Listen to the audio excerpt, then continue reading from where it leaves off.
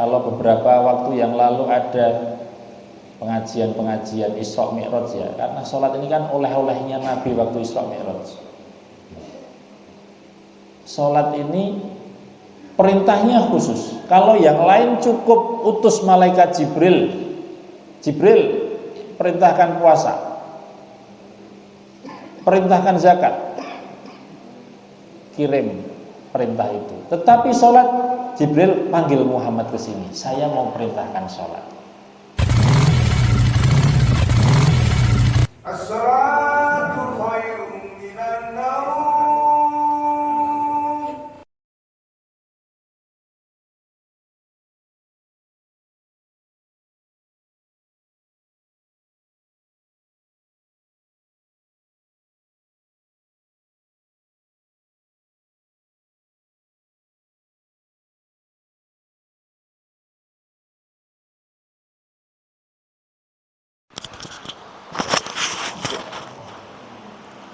Alhamdulillahilladzi arsala rasulahu rahmatan lil alamin. Wassalatu wassalamu ala asyrafil anbiya'i wal mursalin wa ala alihi wa ashabihi ajma'in wa ba'du. Takmir Masjid Baitur Rahim Semoyo yang saya hormati, Bapak Ibu jamaah sholat subuh yang dirahmati Allah semuanya.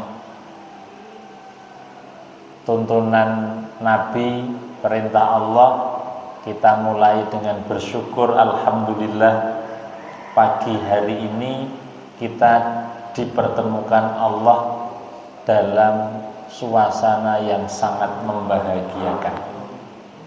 Kita masih diberikan nikmat hidup setelah tadi malam dimatikan sementara waktu. Jadi orang yang tidur itu meninggal dunia sementara waktu. Maka doa bangun tidur itu alhamdulillahilladzi ahyana ba'dama amatana wa ilaihin nusyur. Segala puji bagi Allah alladzi yang ahyana telah menghidupkan kami, ba'dama amatana setelah mematikan kami, wa ilaihin nusyur dan kepadanya lah tempat kembali. Orang yang tidur itu rohnya di dalam genggaman Allah. Kalau Allah berkehendak kuotanya masih ada di dunia, akan dilepas kembali lalu hidup kembali. Tapi kalau dinyatakan kuota Anda telah habis, dia sudah tidak bisa dibangunkan kembali. Apakah ada yang demikian? Ada. Belum lama ada keluarga saya itu zuhur masih sholat jamaah, istirahat siang tidur, sudah tidak bisa dibangunkan untuk sholat asar. Sehingga memang kuota kita di dunia ini rahasia Allah. Nah, dengan kita masih bisa berjamaah di Masjid Baitur Rahim ini, artinya kita masih mendapatkan nikmat hidup.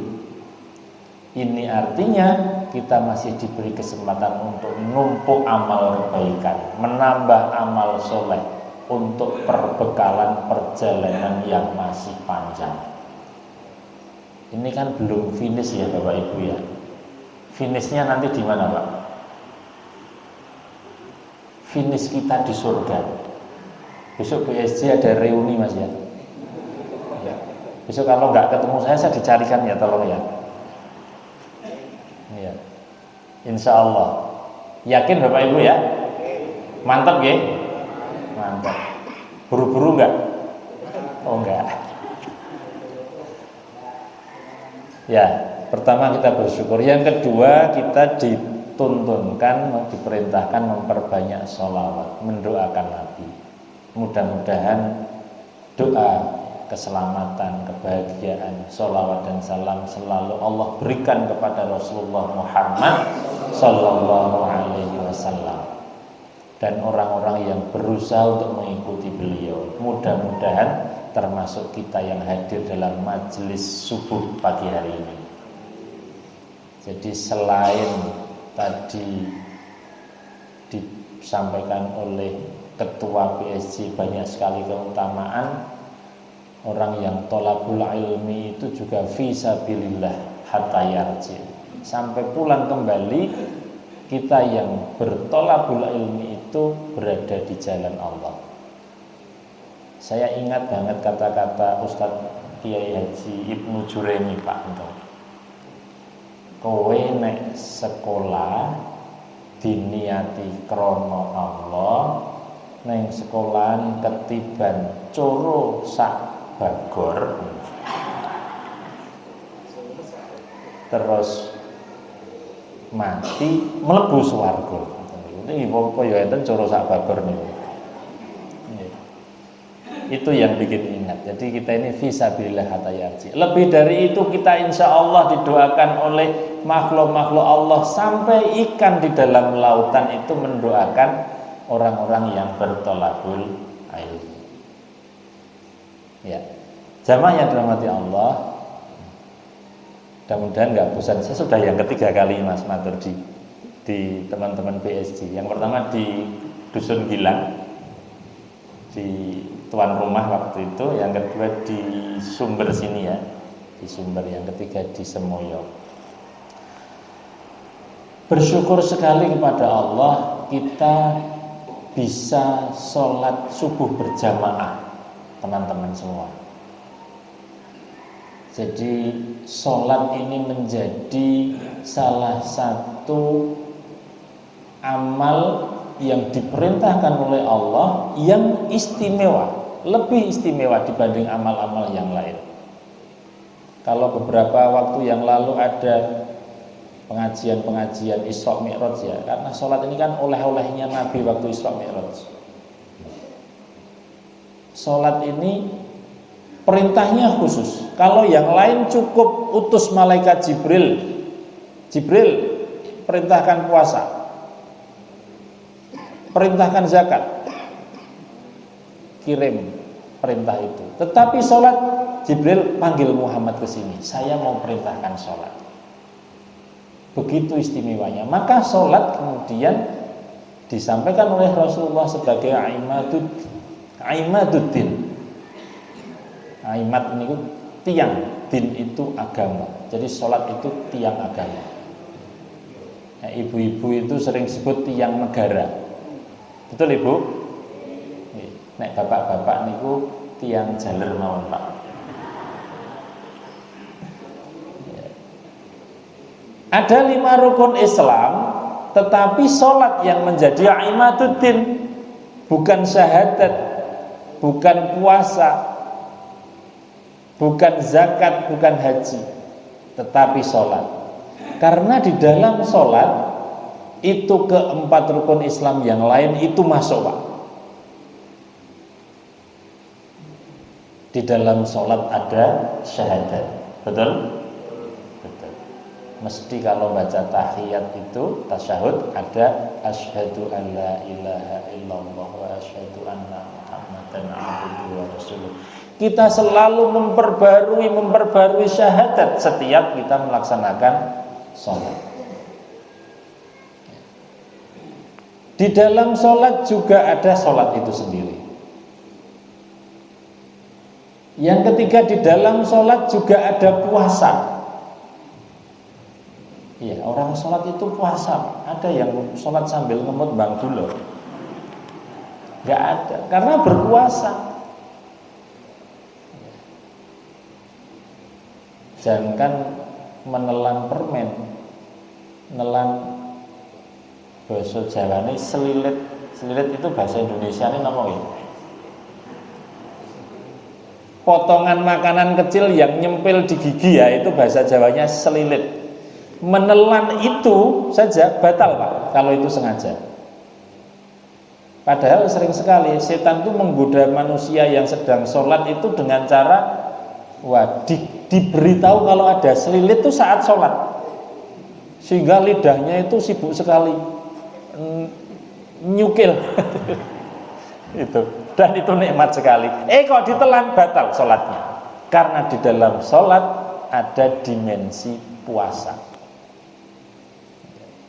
Maka kalau mau sholat jangan makan dulu.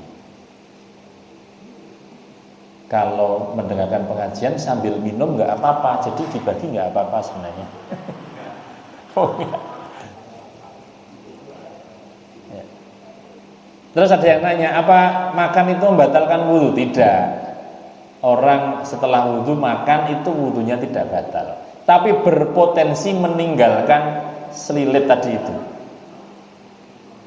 Maka juga ada perintah Nabi itu pernah menyampaikan, Bismillahirrahmanirrahim, laula an asyqa an ummati la amartuhum bisiwak inda kulli sholatin. Laula an asyqa, jika tidak memberatkan ummati kepada umatku, la amartuhum, sungguh aku akan perintahkan mereka bisiwak. Siwak niku gosok gigi. Inda kulli sholatin, saben-saben arep salat. Tapi untungnya Nabi itu ngendika itu menggunakan kalimat laulaan asyqa, Pak. Seandainya tidak memberatkan. Kalau tidak itu bisa jadi wajib loh nanti gosok gigi itu sebelum sholat. Jadi memang dianjurkan sebelum sholat, mau sebelum wudhu atau setelah wudhu itu gosok gigi. Nah, mau pakai pasta gigi apa itu tidak ada, tidak ada ketentuannya. Itu ada dimensi puasa di dalam sholat. Yang keempat ada dimensi zakat. Zakat itu artinya mensucikan, tazkiyatun nafas, menyucikan diri. Zakat itu mensucikan. Zakat fitrah mensucikan jiwa.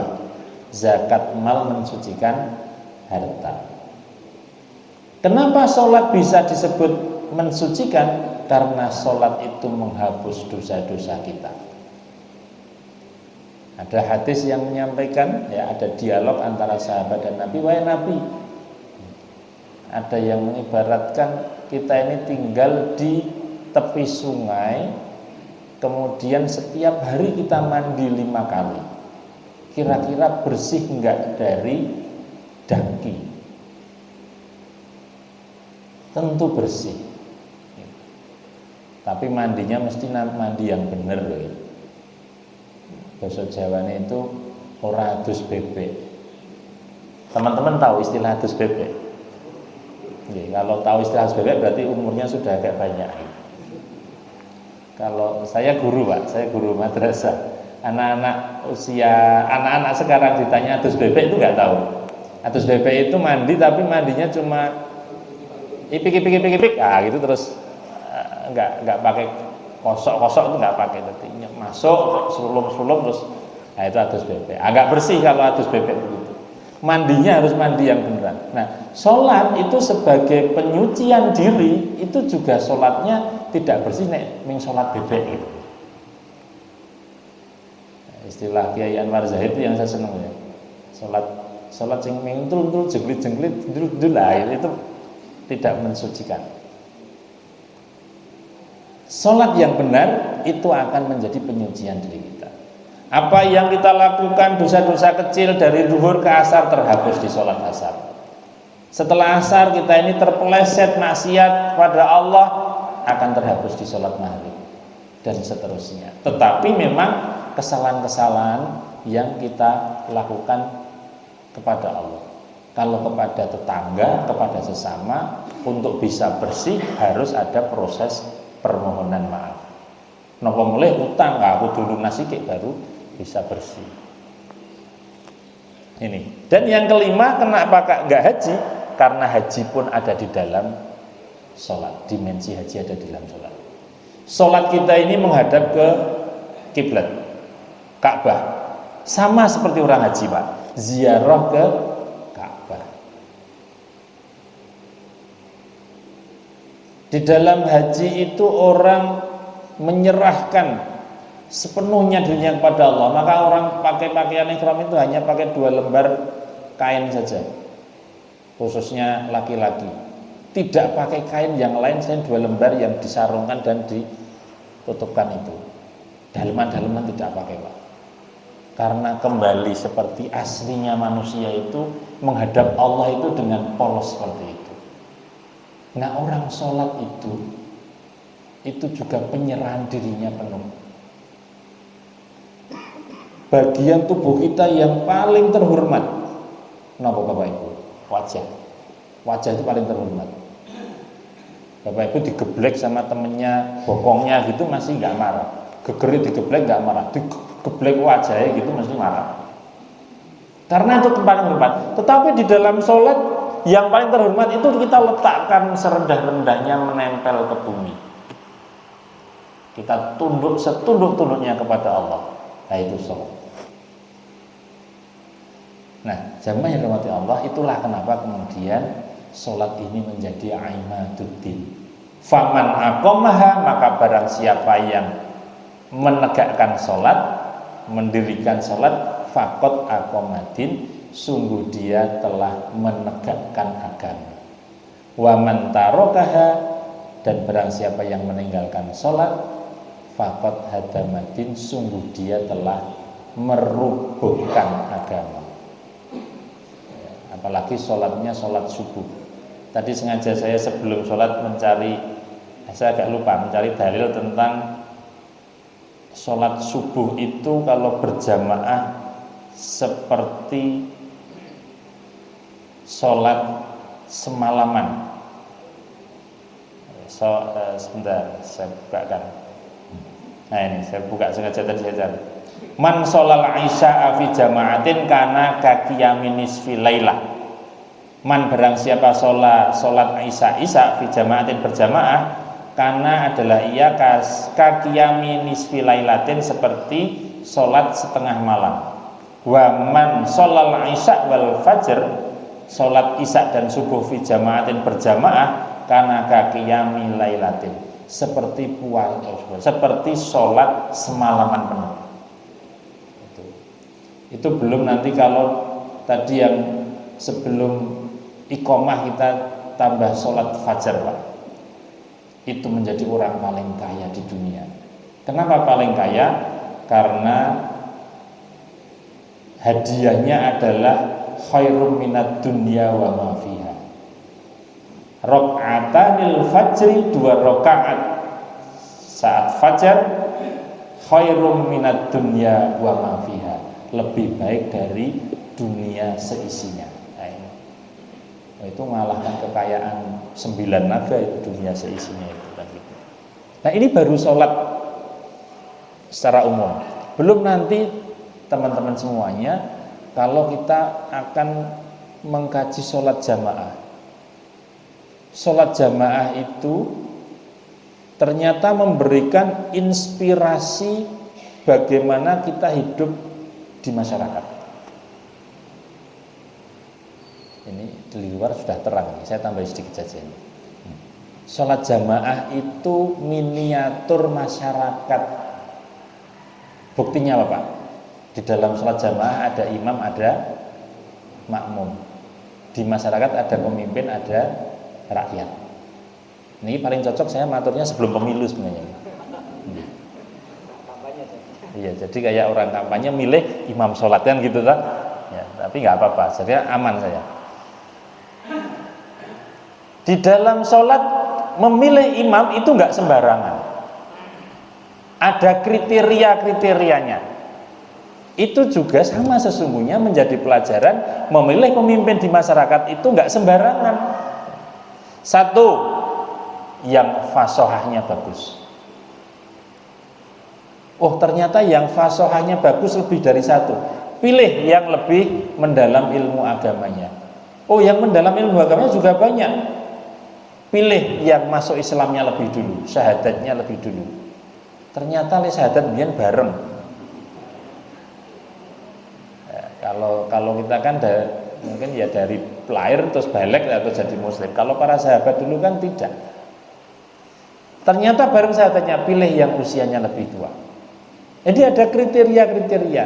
Itu sesungguhnya menginspirasi kita kalau memilih pemimpin di masyarakat, itu juga ada kriteria-kriterianya. Kalau sholat berdua saja, itu harus mengangkat satu menjadi pemimpin. Apalagi bertiga, berempat, berlima.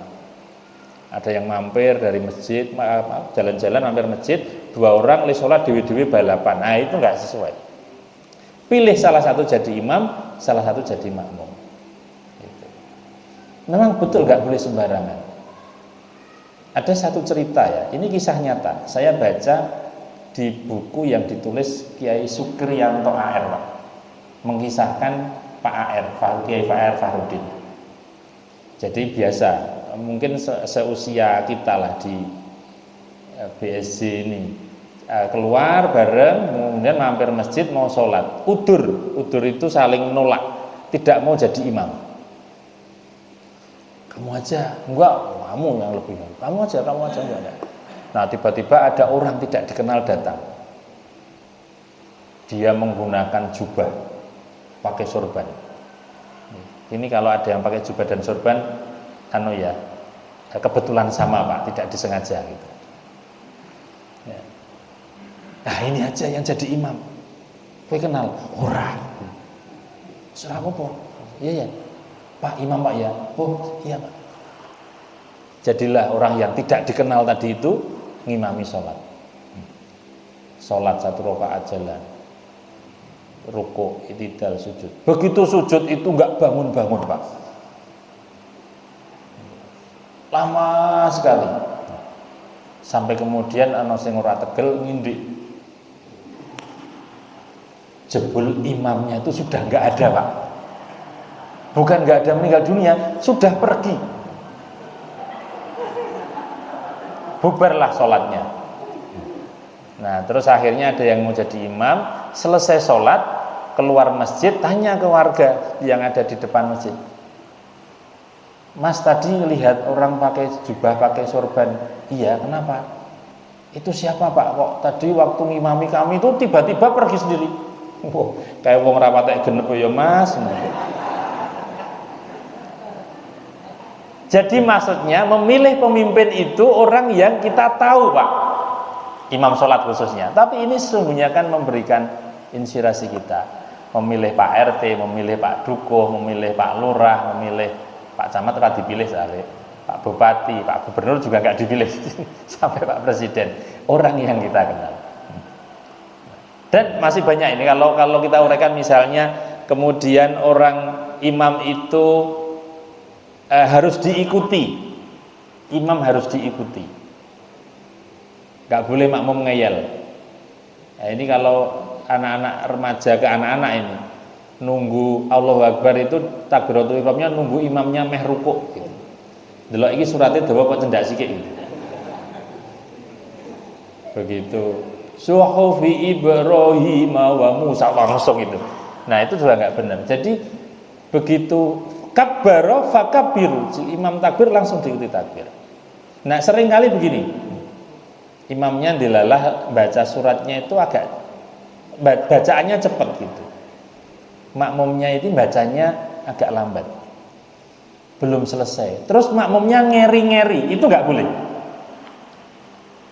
Misalnya yang paling sering itu sujud misalnya, sujudnya kemudian sudah Allahu Akbar duduk, makmumnya masih sujud nunggu agak lama, itu nggak boleh malah.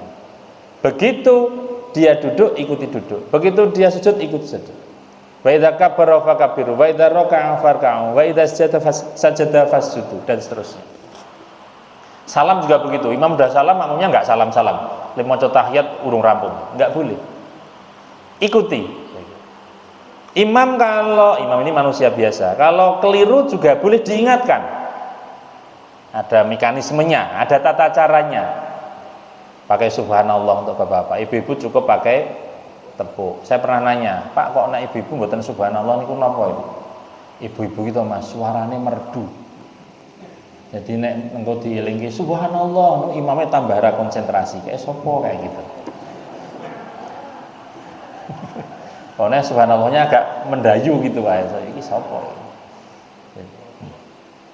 Nah, Kalau imam batal, imam bisa batal nggak Pak? Bisa, manusia biasa kok. Sampai bahasa Arab kita itu detail sekali. Kentut gitu kalau nggak bunyi itu ada istilahnya namanya fusa. Kalau bunyi namanya durat. Nah, baik fusa maupun durat batal. Kalau sudah batal dia harus tahu diri untuk mundur. Oh, batal kok masih ngerampung kali dadi imam, itu membingungkan jamaah. Mundur. Pemimpin Pak, kalau sudah batal itu ya harus tahu diri Pak. Maksudnya Ini waktunya pendek, jadi nggak saya jelaskan ya. Gitu. Nah begitu imam mundur, siapa yang menggantikan? Makmum yang ada di belakang imam. Maka makmum di belakang imam ini sebaiknya orang yang kualitasnya mendekati imam. Kalau ada anak kecil jangan ditaruh belakang imam. Ini inspirasi apa Bapak Ibu teman-teman? Ini inspirasi perkaderan, bahwa pemimpin itu perlu menyiapkan kader. Gitu. Nah tidak diberi keterangan situ kadernya itu harus ada hubungan darah atau enggak ada. Gitu. Enggak ada. Tapi kualitasnya mendekati imam. Gitu. Wah ini nek len rangi ngarepe pemilu iso ditangkap Bawaslu saya gitu. Untung setelah pemilu, Mas Dian ngundang bar pemilu. Dan masih banyak, termasuk jamaah ini bersof-sof rapi. Imam itu mengingatkan, sawu sufufakum, rapikan sof, luruskan sof. Itu imam yang peduli.